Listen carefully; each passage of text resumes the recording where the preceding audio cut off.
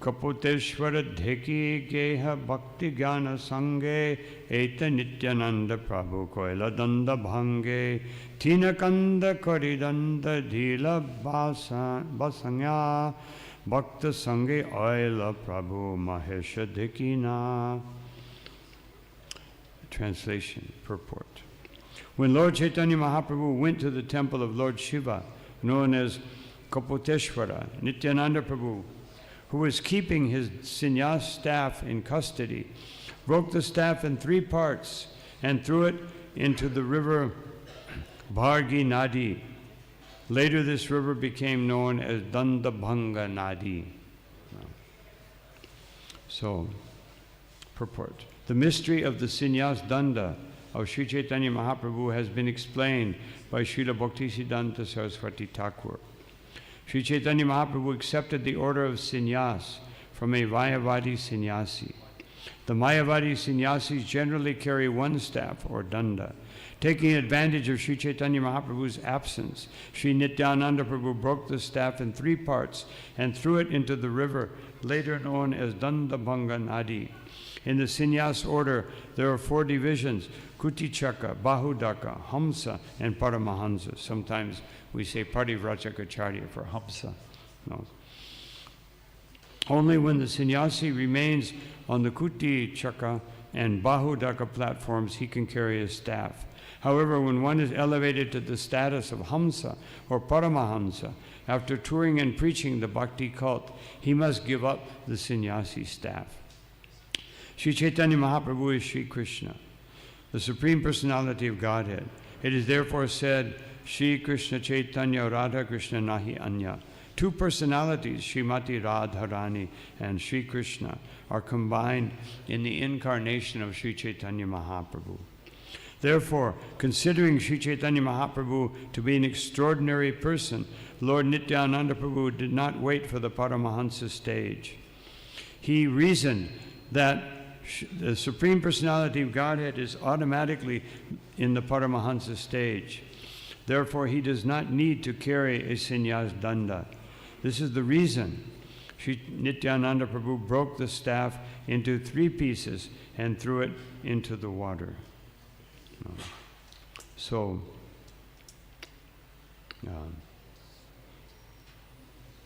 anyway, the more details will come. But I wanted to read this because there is some very important understandings of. This is one understanding, that after the Kutichaka stage, and the Bahudak and Kutichak, then one doesn't carry, as a Parivrajacacharya, generally one would not carry the danda because you're traveling everywhere, very difficult to carry the danda. Chaitanya Mahaprabhu was beyond even Paramahansa. So Nityananda Prabhu, actually what happened was the Lord left for the Kaputeshwara temple, and he left his danda with Jagadananda. And so Jagadananda had the danda, and he wanted to go join Chaitanya Mahaprabhu, and he wanted to go bathe too. So he gave the danda to Nityananda. And Nityananda took the danda and he looked at it, he meditated on it, and then he broke it into 3 pieces. Now, why did he break it into 3 pieces? So Bhaktisiddhanta said, first of all, he said, he is the Lord of my heart. How can I have the Lord of my heart burdening himself by carrying a danda? That was his excuse, so to speak. But he broke it into 3, so Bhaktisiddhanta Saraswati Thakur says that a Vaishnava sannyasi in the Madhva Gaudiya Sampradaya carries a tridanda. So therefore Nityananda made a tridanda. No, he broke it into 3 parts. And then he explains in great detail that in the Karma Kandak's explanation of sannyas, it says there are 3 dandas. One is the Indra danda, one is the Vajra danda, and the other is the Brahma danda. So, Bhaktisiddhanta Saraswati Thakur explains that these three dandas of the sannyas mean that one controls one's senses, one mind, and one intelligence. They all become subservient to the Lord. And then you add the jiva danda. One is giving one's entire existence to the Lord's service. So Indra, Indriyani, the senses. So the Indra danda means you carry that Indra danda. It means that you are offering your senses to Rishikesh, the controller of the senses. And the Vajra danda, Vajra means lightning, very strong. The mind is very, very strong, just like Vajra. So the Vajra danda, by carrying it and offering it to Krishna, our mind comes under control. And Brahmadanda, Brahman, intellect, intelligence. So the Brahmadanda is also included. And then the Jiva Danda was added, so that one's entire not just my mind, my senses, my mind and my intelligence, but my whole existence is offered to Krishna. And so Bhaktisiddhanta Saraswati Thakur said that this is why he broke the danda into 3 pieces. He could have broken it into 10 pieces or 20 pieces, but 3 pieces, for this reason. And of course, I'm not going to go into much more detail about that because it's coming up in the next verses. But Caitanya Mahaprabhu, he knew immediately when Nityananda broke it, he knew that Nityananda was doing this. And he was very happy. First of all, he wouldn't have to carry a danda anymore, but he had an excuse. But he was very happy because of Nityananda's realization that why should the Supreme Personality of Godhead be carrying a danda?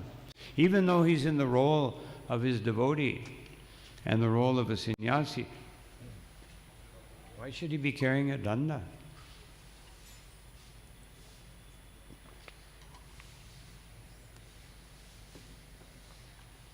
But when Chaitanya Mahaprabhu came back, because these are details from Chaitanya Bhagavat, he asked Jagadananda, "Where's my danda?" Because actually Nityananda had told Jagadananda that Mahaprabhu told him to keep the danda, which wasn't true. It was true because in the inner sense, but it wasn't true. So Jagadananda said, "Well, I gave it to Nityananda."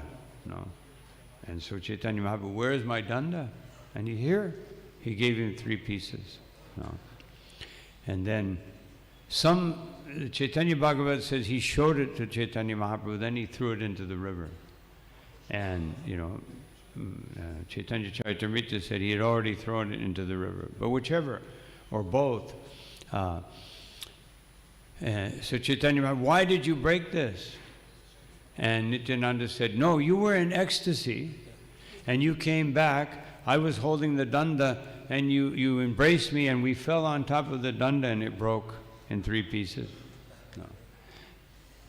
And Chaitanya Mahaprabhu said, "No, that's not what happened." And because he was not in his ecstasy, he was angry. But of course, it was ecstatic anger. And Vrindavan Das Thakur, he explains that sometimes the Lord becomes angry even in the mood of, even though he considers his servant to be superior to him, because Lord Chaitanya would consider Nityananda superior, just like Krishna when he entered into the forest with Balaram. He said, "Just see, these trees are bowing down to you. They know you are the Supreme Personality of Godhead, and they're offering their fruits. And just see, these bees are following you around. They must be great sages from previous time who have now taken shelter of you as the Supreme Personality of Godhead. And just see how all the animals are staring at you, and everything was dedicated to Balaram." So in the same way, Chaitanya Mahaprabhu had this And so he said, so Vrindavan Thakur says, sometimes the Lord chastises his devotee, and sometimes he allows his devotee to chastise him. Who can understand the pastimes of the Supreme Personality of Godhead? So anyway, then Caitanya Mahaprabhu said, Nityananda, you're always causing so many problems. No. Therefore, I will go alone. Again he said, he'd already said three times, I will go alone. He would go ahead, but the devotees would catch up. No. So he again went alone, but then the devotees also caught up. No. And because the Lord wanted, but when the Lord arrived at this place, Kamalapura, he wanted to be alone because he wanted to feel that I am totally absorbed in Krishna. No. So now, so then the Lord became angry, but then he embraced Nityananda and they began to dance and chant the holy name. So, who can understand these pastimes? So sometimes we may see a discrepancy of details between Chaitanya Bhagavat and Chaitanya Charitamrita. So, I wish that we would have had, when Prabhupada left us, most devotees had never read Chaitanya Bhagavat, no? And so we didn't ask these questions. So I spoke to many devotees, why are there some differences? And so basically we all concluded that there is no difference. Just that Krishnadas Kaviraj Goswami wants to arrive very quickly at these particular details. And even when Bhaktisiddhanta Saraswati Thakur in his purports is explaining, he explains everything in the order that is found here. Although in Chaitanya Bhagavat, in his purports, he explained everything in great detail according to what Vrindavan Das Thakur said. So, just like one time, Tamal Krishna Maharaj, he came to Prabhupada and he said, Prabhupada, two devotees are having an argument. One devotee is saying that the only difference between Krishna and Balaram is that Krishna is blackish and Balaram is white. And Prabhupada said, he is correct. I said, but the other devotee said, no, the difference is that only Krishna can dance with Srimati Radharani and his gopis, and Balaram cannot do so. He said, he's correct. But Tamal Krishna Maharaj, but Prabhupada, they're arguing. How can I say both are correct? He said, you are correct. No. So then he said, Prabhupada, what do I do? He said, you decide. No. So otherwise, sometimes in the pastimes of the Supreme Personality of Godhead, they are beyond, what is happening is beyond our material comprehension, beyond the ability to discern things by logic. And therefore Krishnadas Kaviraj Goswami in Adi Lila, he says that you can take your logic and you can apply it. Take your logic, don't try to figure things out, but just apply your logic to the mercy of Sri Chaitanya Mahaprabhu, and you will find out that it is very wonderful. I used to know that verse, but I forgot it. And so,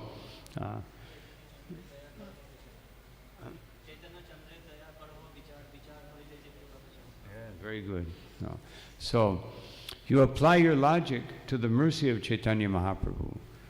Otherwise, in other words, our logic can only go to a certain point. That's why in Mahabharata it says, Tarko Pratishta, Shutayo Bibinam, that you cannot understand the Supreme Personality of Godhead by logic, nor can you even understand by posing this scripture against. There are so many different scriptures and they have different details, like we see here. Nashapishu Yasyamadam Nabinam. And if you ask different sages, they will all have a different opinion. So how will you know the deepest truth about the Supreme Personality of Godhead? Mahajanayana kata sapanta. No. You associate with the Mahajan. So we can understand, here is Caitanya Charitamrita, here are Srila Prabhupada's purports. He is Mahajan. Of course, Bhaktisiddhanta Saraswati Thakur is also Mahajan. No. But when the devotees first arrived in Mayapur, we practically had no books. Prabhupada had written one or two small books and a few excerpts, and he had just published the teachings of the Lord Caitanya, and no Caitanya Charitamrita. So devotees were going to the Sri Chaitanya Mat and buying the books of Bhaktisiddhanta Saraswati Thakur. And then they started asking all these questions to Prabhupada. And Prabhupada said, where are you? Where are these questions coming? Oh, we have the books of your Guru Maharaj. And Prabhupada said that do not commit the offense of Mardhaya Vatikrama. Don't cross over your Guru Maharaj. No. You cannot, he said, you cannot understand my Guru Maharaj. And Prabhupada said, even I could not understand my Guru Maharaj. I only understood 25%. No. Later on, Srila Prabhupada said this again. Actually, we had just arrived. I was fortunate to be there on that occasion. And we just arrived in Mayapur. So there was an argument between the Sankirtan devotees saying that the most important thing is Sankirtan, and other devotees saying the most important thing is deity worship. They were having this argument on the airplane coming to Mayapur. So they went to Srila Prabhupada and said, and then the argument turned into, which is more important, distributing books or going on Harinam? No. So they came to Prabhupada with this dilemma. No. And Prabhupada said, both are important. No. Both are, each one is more important than the other. But then Prabhupada said, but distributing books is more important. No. So, otherwise, we should understand that devotional service, if you're pujari, if you're a cook, if you're a Sankirtan devotee, if you're a receptionist, whatever you are, it is, in Krishna's eyes, it is supremely important. What you are doing is perfect for Krishna. No. So, but Srila Prabhupada said, just like every devotee is satisfied, completely satisfied, but we can understand that Madhurya Ras, if we analytically we can understand Madhurya Ras is the sweetest. But that doesn't mean that someone who is in Vatsalya Ras or Sakya Ras is thinking, I'm missing something. No. The devotees in Sakya Ras, they're thinking, when will the daytime come? They don't even know what Krishna is doing at nighttime. No. And they don't care. They simply want daytime to come so we can play with Krishna. And the gopis are thinking, when will the nighttime come? They're on their balconies. Every time they see a little wind comes and some dust gets stirred up, they think Krishna's coming. And then, no, just some dust. No. They're just thinking. And they began meditating. So every devotee is thinking. Yashoda Maya is thinking, Nanda Maharaj, go find Krishna, it's time for him to eat. He's playing, he's being naughty. So there is no superior, but if you compare them, we can compare them. But the devotees in Vrindavan, they cannot compare them. And I've just stopped with this little example that just like people love cricket, right? In India, they love cricket. So people will go to a cricket match and they will pay, who knows, thousands of rupees to get this front line ticket. No, you can right there on the front line. But someone else who cannot afford that, or they will see it on television. They see everything. No, they see everything, but the person on the front line only sees such and such, my favorite player, number X or Y, is hitting this, but he can't see what's happening on the other side. No. So the same thing, when we hear Krishna Lila, we hear everything. We're hearing from Bhagavatam, we're hearing from Srila Prabhupada, we're hearing from the Vaishnavas. No. We see the whole picture. But Yashoda Mai, she just sees Krishna, as my little son. Even in Kurukshetra, she puts Krishna on her lap. He's big, and he's got a helmet on. But she puts him on her lap, and milk begins to flow from her breast. That she can only see Krishna like that. So, which is better? No.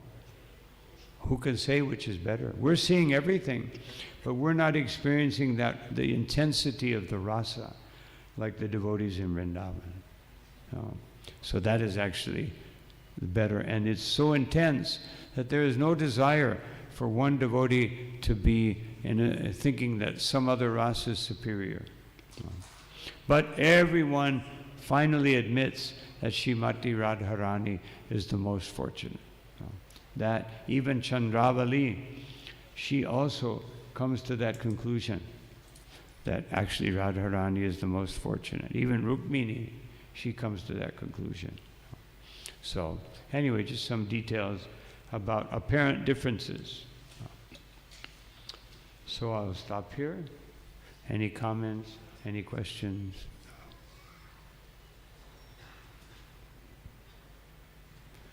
Hare Krishna. Prabhu. Thank you, Maharaj. In Chaitanya Bhagavat, we see that as Lord Nityananda meets Lord Chaitanya, and Lord Chaitanya tells Srivas Thakur to keep him in his house. So Lord Nityananda stays in the house of Srivas Thakur, and as Srivas Thakur gets up in the morning, so he sees Lord Nityananda has broken his danda and kamandalu both. So as soon as he came in the association of Lord Chaitanya, Lord Nityananda immediately he breaks kamandalu and danda. So he is in that mood that if he attains Lord Chaitanya, then this kamanda, this is a burden. So why I should keep this burden? And Srivas Thakur was very much confused and very much perplexed. What happened? But Lord Nityananda is just laughing like a madman. He is laughing. So Srivas Pandit tells Ramai, you go to Lord Chaitanya and tell Lord Chaitanya that Nityananda has broken his danda and kamandalu. Then Lord Chaitanya also comes and he sees this. Then the danda and kamandalu, the broken pieces of danda and kamandalu, Lord Chaitanya tells to put in Ganges. So we see that when Lord Nityananda himself does not want to keep danda and kamandalu, then why he wants that Lord Chaitanya will keep the danda? So as you have told that Nityananda was thinking that he is Lord of my heart, so why he should keep this danda, this burden, Lord Chaitanya? So this is the mood of Lord Nityananda. Hare Krishna. Any questions from devotees? Yes, Hare Krishna.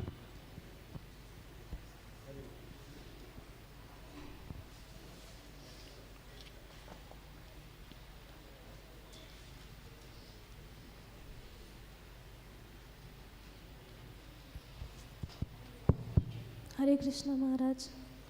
My question is that you said in the lecture that for understanding the Lord we have to do some sacrifice.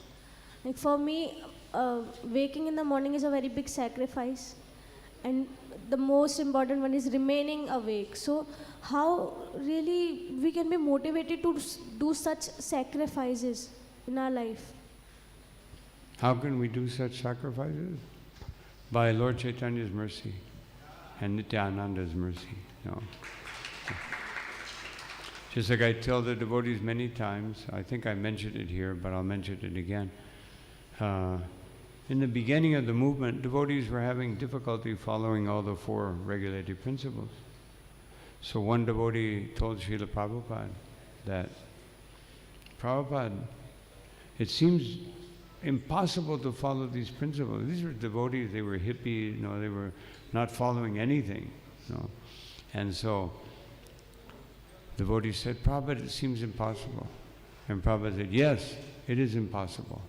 And the devotee, oh, maybe only 2 principles, maybe 1, 2, no. Prabhupada is very merciful. Prabhupada said, but by the mercy of Caitanya Mahaprabhu, the impossible has become possible. So that's how we understand that Caitanya Mahaprabhu said, Krishna Shakti Vina Nahi Tara Pravartana. Without being empowered by Sri Caitanya Mahaprabhu, we can't do anything. His mercy is allowing us to come to devotional service. You look at all the requirements in Nectar of Devotion, Bhagavatam, Bhagavad Gita. How can we follow all these things? By the mercy of Sri Caitanya Mahaprabhu. And another little anecdote, when Srila Prabhupada was giving classes, Nectar of Devotion classes in Vrindavan, so they read that one part where Rupa Goswami says that if one is performing devotional service, he must have been a devotee in his previous life. So one devotee said, Prabhupada, were we devotees in our previous life? Or we were demigods maybe? And Prabhupada said, it is only the mercy of Caitanya Mahaprabhu that you are here. So this is how we see things. A devotee sees it is the mercy of the Supreme Personality of Godhead. It is only their mercy. Otherwise, it's impossible. Impossible to even. We see people come. They're from the Indian culture, Hindu culture, some remnants of the Vedic culture. Just like this morning, I was walking, and Sankalpa Nityananda came with Bhagavad Gita in his hand. And I was thinking, why is he taking Bhagavad Gita to the park, walking? And he said, oh, someone had thrown this away. So people are Bhagavad Gita, everyone in India knows Bhagavad Gita. So someone distributed Bhagavad Gita, but they're so foolish, that they would throw it away. So that's why we need the mercy of Sri Caitanya Mahaprabhu. Srila Prabhupada ki jai, Ananta Koti Vaishnava Vrinda ki jai, Nitai Gaur Premanandi. Srila Prabhupada ki jai.